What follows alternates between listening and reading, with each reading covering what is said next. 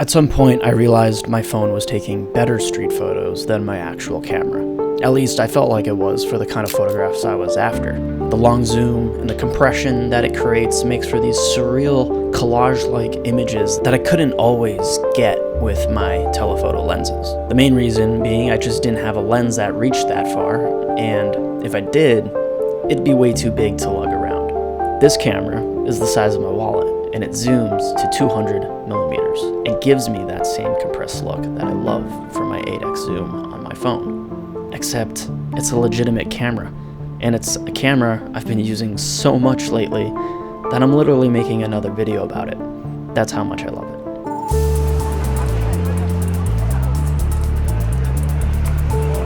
Shibuya Station.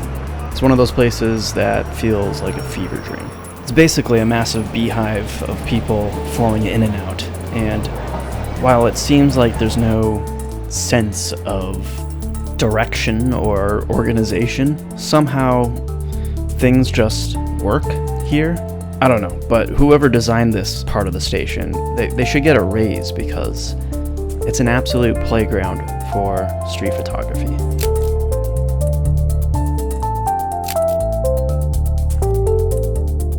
I've been trying to get a shot where it's like just one person kind of framed in that little patch of light. Hasn't worked out.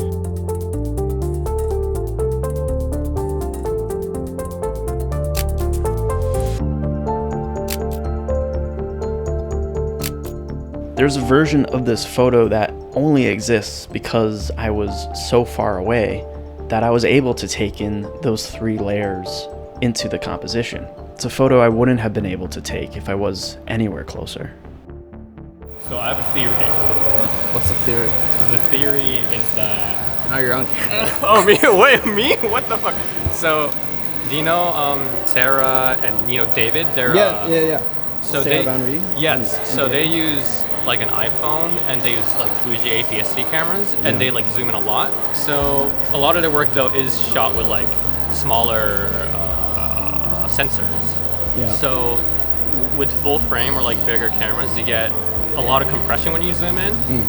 And that creates like, if you go 200 millimeters, like super obvious that it's like very compressed. Yeah. But when you do shoot like an iPhone, like 1-inch sensor, and then you go 100, 200 millimeters, you can't actually tell the compression. Right. So it's like, you get this like, it just kind of like fucks with your brain, especially if you know about photos, because like it shouldn't look like that when it's like that zoomed in.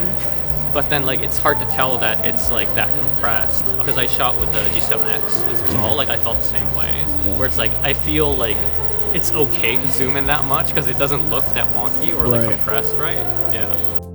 So what might seem like a downside with the RX100 being an APS-C sensor camera is actually its biggest advantage when you consider combining that APS-C sensor with the zoom that this camera has. Like Ulysses mentioned, when shooting stopped down and zoomed in, what's captured ends up looking like some kind of fake reality. Real life does not look like this, and it's the kind of look we are only really able to get on our phones. Which is why I really like this camera, because it's able to create those kinds of abstract images. I'm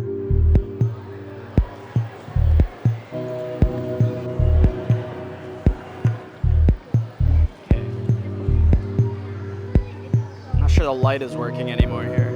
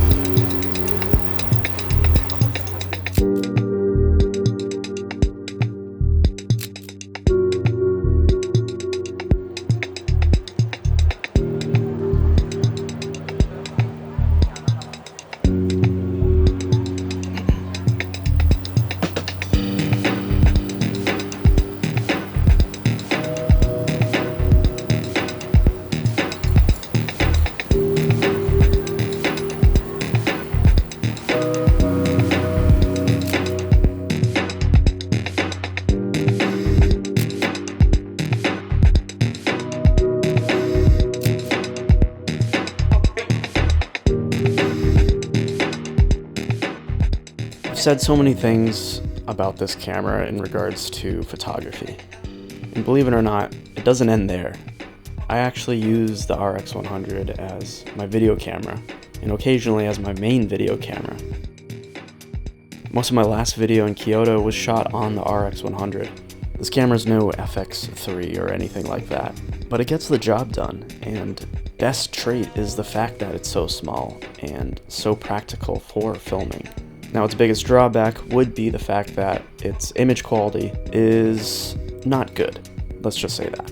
I do try to embrace those limitations with the color in how I edit my video to look a little more like it was shot on some 16mm film. Honestly, I feel like it gets you closer to that look if that's what you want.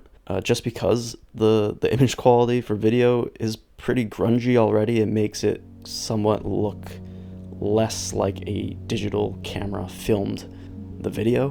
But take that with a grain of salt. I guess this is all subjective. I'm sure anyone who actually has shot with 16mm film would know this looks nothing like it, but if they ever make an RX108, I would love that camera to have at least 10-bit color. That would be a huge, huge upgrade. If I want to film myself, as you would want to do as a content creator. It is what you are. As a content creator, influencer, as a YouTube photographer, because I started as a YouTuber before I became a photographer. Oh, that hurts. What is that? Or you just get Mate to tag along. Or I get Mate that just filmed.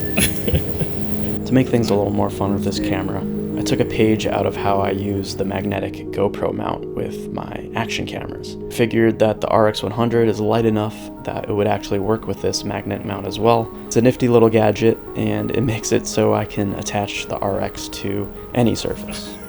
Well, almost any surface. It's really handy if you need to film yourself in a pinch and you don't have a tripod.